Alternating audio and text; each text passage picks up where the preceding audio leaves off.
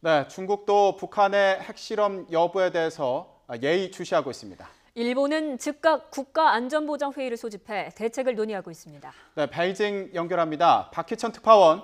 네, 베이징입니다. 네, 중국에서 관련 반응이 나왔습니까? 네, 중국 정부의 공식 반응은 아직 나오지 않고 있습니다. 중국 외교부는 우리와 달리 아무리 중요한 문제가 발생해도 주말에는 브리핑을 하지 않습니다. 하지만 사안이 중대한 만큼 아마 오후 늦게쯤 외교부 홈페이지에 짧은 성명을 올릴 것으로 예상됩니다. 지난해 1월과 9월 북한의 4차, 5차 핵실험 당시 중국 외교부가 발표한 성명을 고려할 때 북한의 6차 핵실험을 강하게 비난할 것으로 보이는데요. 국제사회의 반대에도 불구하고 재차 핵실험을 단행한 데 대해 중국 정부는 단호히 반대한다. 또 북한은 비핵화 약속을 지키고 유엔 안보리 관련 결의를 준수해 정세를 악화시키는 어떠한 행동도 중단해야 한다는 내용이 담길 것으로 예상이 됩니다.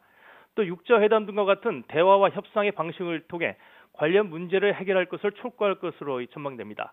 특히 오늘은 중국이 심혈을 기울여 준비한 브릭스 정상회의가 푸젠성 샤먼에서 개막한 날입니다. 올해 하반기 가장 중요한 중국의 다자 외교 무대로 다음 달 열리는 19차 중국 공산당 당 대회를 앞두고 시진핑 일기 체제의 외교 성과를 총결하는 자리인데요. 중국의 입장에서는 잔칫날에 북한이 재를 뿌린 격이어서 굉장히 불쾌하고 당혹스러울 것으로 보입니다.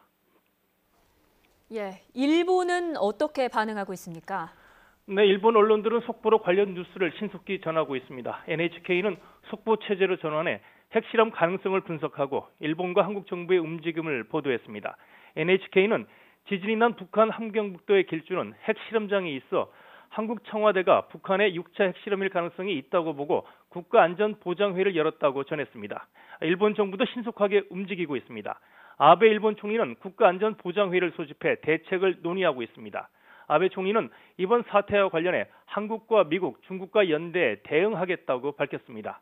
아베 총리는 특히 북한의 핵실험은 절대 용인할 수 없다며 북한에 강력 항의한다고 말했습니다. 지금까지 베이징에서 YTN 박희천입니다.